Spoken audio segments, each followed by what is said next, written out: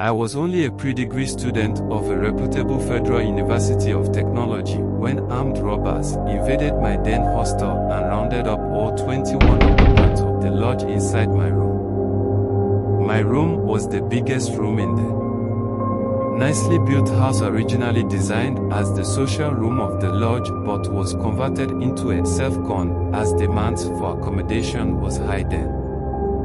They had with them 2 pump-action guns, 2 double-barrel guns, cut to size, and 3 machetes. Once tucked inside my room and having wrecked all of the valuables they could find, one of the hoodlums got carried away at the sight of one of the prettiest girls in our lodge.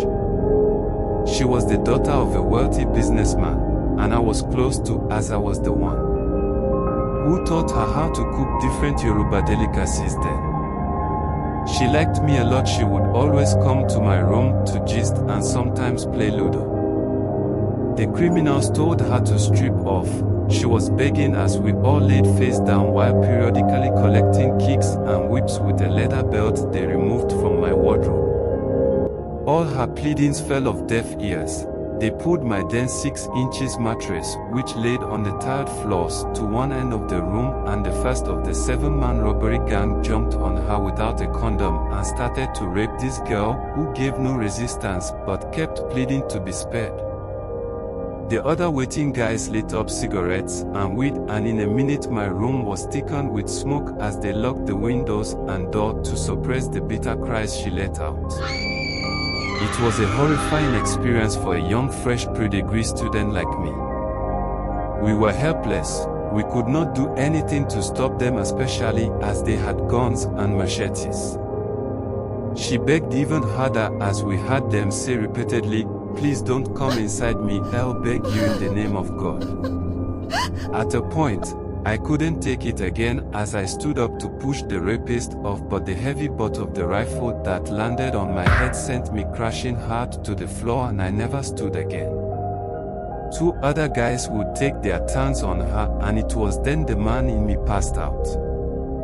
All of this time, our young house security man named Muhammad was also pinned down in my room, his transistor radio smashed on his head and wounded him.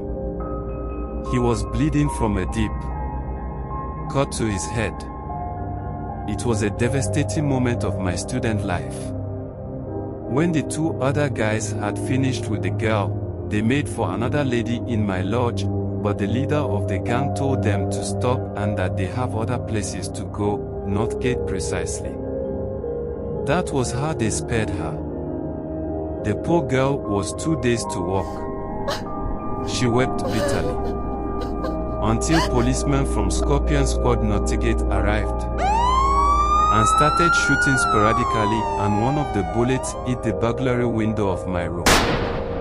I was laying inside the flower bed there as we thought they had come back, not knowing it was the police. I laid still and motionless inside the flower bed, hoping not to be found out at that moment. A millipede had crawled on my side and I gave a body shake to scare it off. That was when the police fired the second shot to the movement he spotted in the dark corner of the building. I heard him say, "I don't kill one." It was one of our fellow occupants of the lodge, an engineering student we called Engineer, who noticed that they were policemen and screamed from the backyard, "Officers, I beg, stop shooting.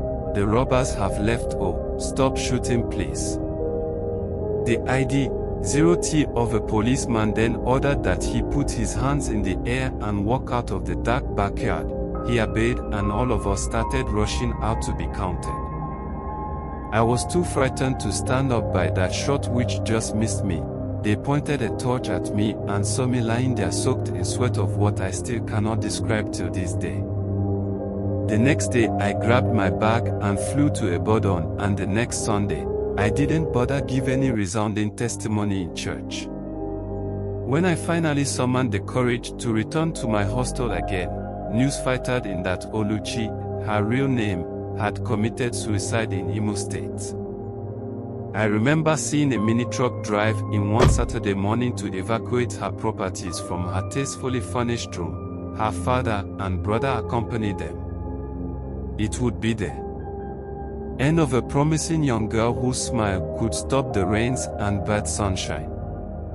I still miss her till these days. She was a good and kind-hearted lady to every one of us in that hostel. She also never segregated anyone, despite being born into enormous wealth. Diary of a Nigerian undergraduate me. And the sad year was 2018. Rest on Oluchi.